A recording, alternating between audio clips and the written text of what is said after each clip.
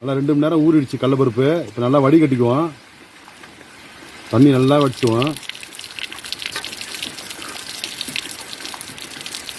தண்ணி சுத்தமாக இருக்கக்கூடாது, கம்ப்ளீட்டாக வடிகட்டுருங்க. ஒரு வெள்ளை துணியில் நல்லா கொட்டி ஃபேன் காற்றுலேயே கொஞ்சம் உலர விடுவோம். ஒரு அரை மணி நேரம் அப்படியே இருக்கட்டும்.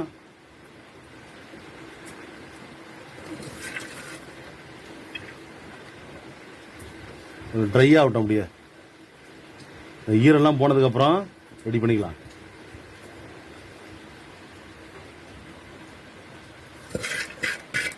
இந்த ஈரெல்லாம் இந்த துணியில் அப்படி இழுத்துக்கும். அதுக்கப்புறம் நம்ம கார இது ரெடி பண்ணலாம்.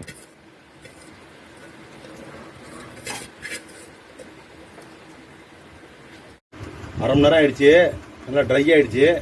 பாருங்க, ஒரு பாத்திரத்தில் மாற்றிக்குவோம்.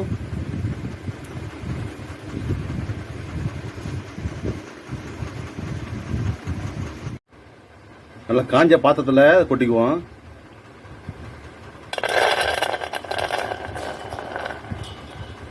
ஈரெல்லாம் நல்லா இந்த துணிலே இறங்கிடுச்சு. அப்படியே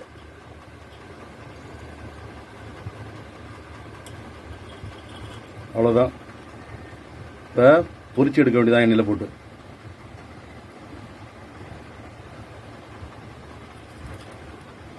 பாருங்க, நல்லா ஈரம் இல்லாத ட்ரையாக இருக்கு பாருங்க. ஒரு வானலில் 1 லிட்டர் எண்ணெய் ஊற்றி நல்லா சூடு பண்ணிக்குவோம்.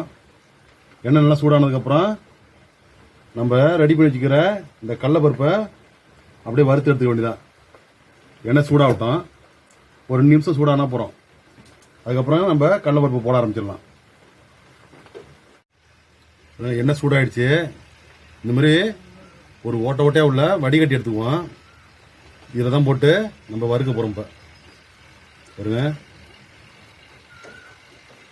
கொஞ்சம் கொஞ்சமாக போட்டு அப்படியே எடுத்துக்கொண்டு தான்.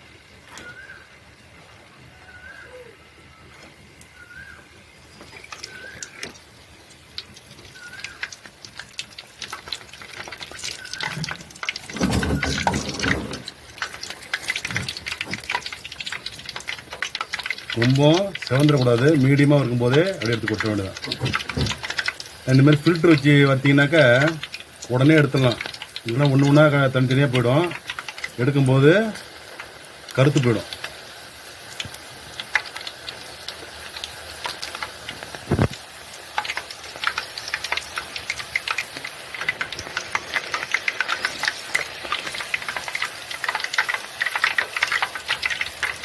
அப்படியே ஒரு சின்ன ஸ்பூன் வச்சு அப்படியே கிளறி விட்டே இருங்க.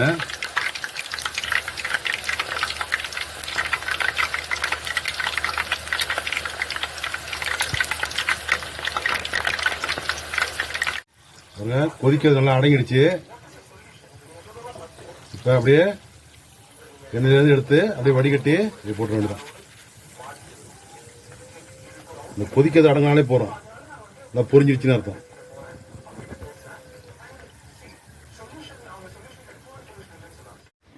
இந்த மாதிரியே இருக்கிற எல்லா கடலப்பருப்பையும் பொரிச்சு எடுத்துக்குவோம்.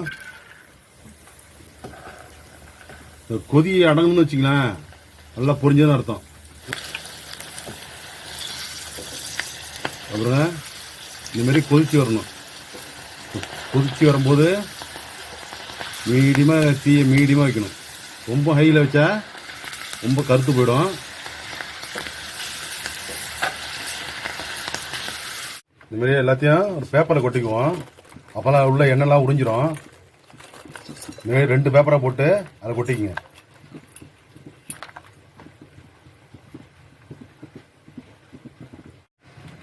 மொத்த கடலப்பருப்பையும் வறுத்தாச்சு. இது ஒரு 10 நிமிஷம் அப்படியே இந்த பேப்பர்லேயே இருக்கட்டும். இப்போ அடுப்பை சிம்மில் வச்சுட்டு ஒரு 10-15 பூண்டு பல் உரிச்சு போட்டுருங்க. உரிச்சு அப்படியே வறுத்து அதில் போட்டுற வேண்டியதான். ரொம்ப கரு விட்டுறக்கூடாது.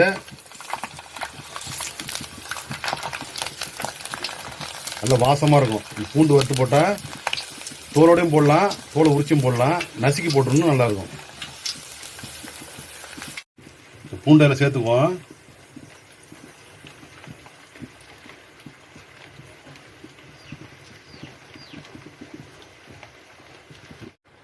இப்போ ஸ்டவ்வை சுத்தமாக ஆஃப் பண்ணிட்டு அந்த எண்ணெய் சூட்லேயே கொஞ்சம் கருவேப்பிலை போட்டுக்குவோம்.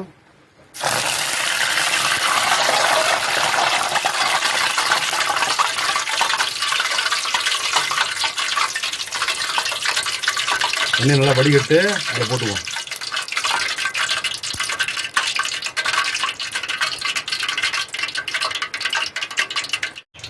பொரிச்ச கருவேப்பிலையில போட்டுக்குவோம். அவ்வளோதாங்க. கொஞ்ச நேரம் இந்த பேப்பர்லேயே எண்ணெய்லாம் உருகிட்டோம். ஒரு 10 நிமிஷம் அப்படியே இருக்கட்டும்.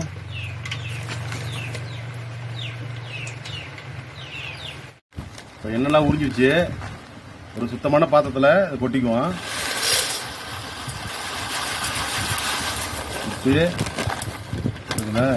எண்ணெய்லாம் எப்படி உறிஞ்சிச்சு பாருங்க பேப்பர்லேயே. மிளகாத்தூள் உப்புலாம் கலக்க போகிறோம்.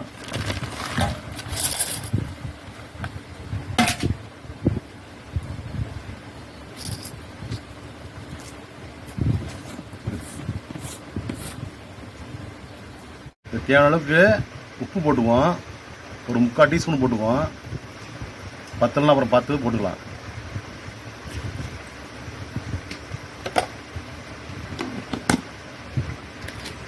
ஒரு 1/2 டீஸ்பூனு வெறும் மிளகாத்தூள். ரொம்ப காரம் போன தேவையில்லை. அப்படியே கிளறி விடுங்க.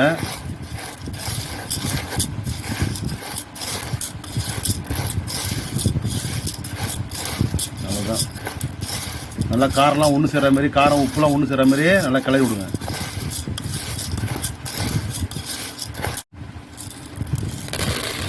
சூப்பரான கார கடலை